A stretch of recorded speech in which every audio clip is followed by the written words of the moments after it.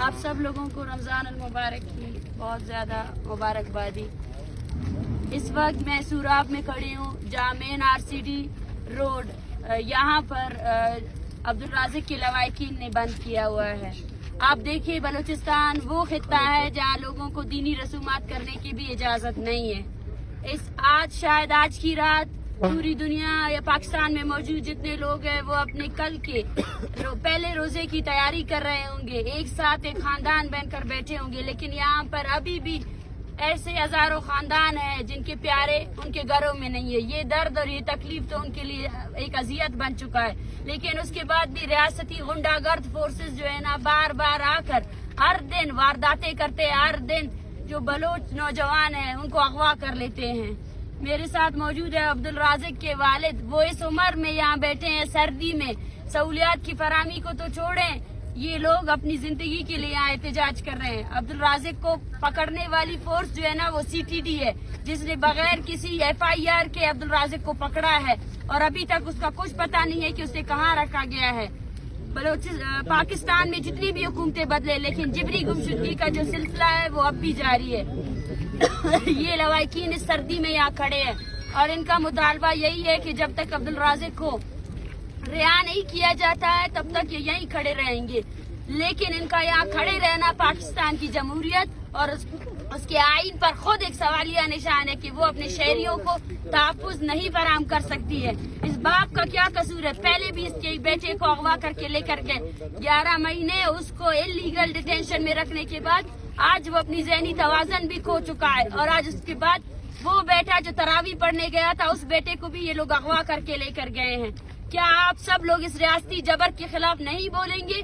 क्या आप सब लोगों को अपने खानदान अजीज है? तो यहाँ पे जो इतनी खानदानें उजाड़ दी गई है, क्या आप उस पर कभी नहीं बोलेंगे? और वो लोग जो इस सड़क के उस पार और इस पार तकलीफ में है कि ये सड़क बंद है, वो भी इंसान है, वो भी हमारी कौम है।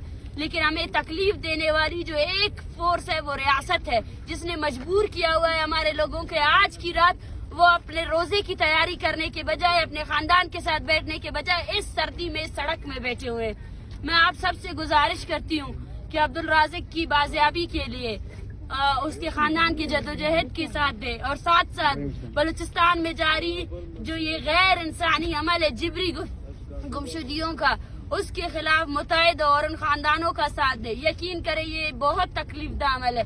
मेरे साथ सारा बलोच खड़ी है, उसके 2 भाई अगवा है। ऐसे जितने भी महीने आते हैं, जितने ईदें आती है, ये उनके लिए तकलीफ से कम नहीं है।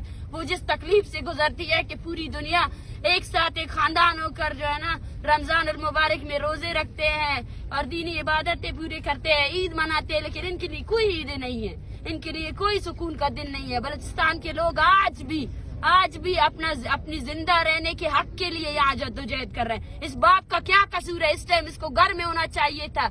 उसका वो बेटा जो इसके लिए कमा कर लाता था वो उसके पास होता, उसकी खिदमत करता, मगर इस बुढ़ापे में इस बाप को यहाँ पे इस सर्दी में बिठाया गया है। इसकी कसूरवार रियासत है, रियासती फोर्सेस को। और जहाँ जहाँ हमारी आवाज जा रही है, हम सबको यही पैगाम देना चाहते हैं कि बलोच अवाम जिबरी गुमशुदगी के खिलाफ खड़ी है और कलात या सूराब के जितने लोग हैं वो इस खानदान का साथ दे, क्योंकि ये एक खानदान का मसला नहीं है। ये वो रियासती फोर्सेज है जो हर घर में आकर वारदातें करते हैं। इन्होंने आज से नहीं बल्कि 75 सालों से बलूचिस्तान की चार दीवारी को पामाल किया है। बलूचिस्तान में जारी जो अमन है, सुकून है, उसको लूटा है। जितने भी लोग हैं, जितने मुसाफिर हैं, वो आए और भरपूर तौर पर ऐसे मुजाहिरों का साथ दे। और जब तक अब्दुल रज़ाक को रिहा नहीं किया जाता है, इस रोड को इसी तरह बंद रखे। और अगर कोई इंतजामिया डेथ एंड डेफ है तो उसको भी मैं यही पैगाम देना चाहती हूँ कि अपने आइन और अपने कानून पर यकीन करे, अगर वो एग्जिस्ट करती है। और इस तरह मासूम लोगों को जो है ना इस तरह सरेआम जो है ना आकर उनको अगवाकारी का जो सिलसिला है इसको बंद करे, अपनी अदालतों में उनको पेश करे। और अगर कोई उन पर केस है तो वो केस दायर करे, लेकिन इस तरह बलोच अवाम को तंग नहीं करे। बहुत बहुत शुक्रिया।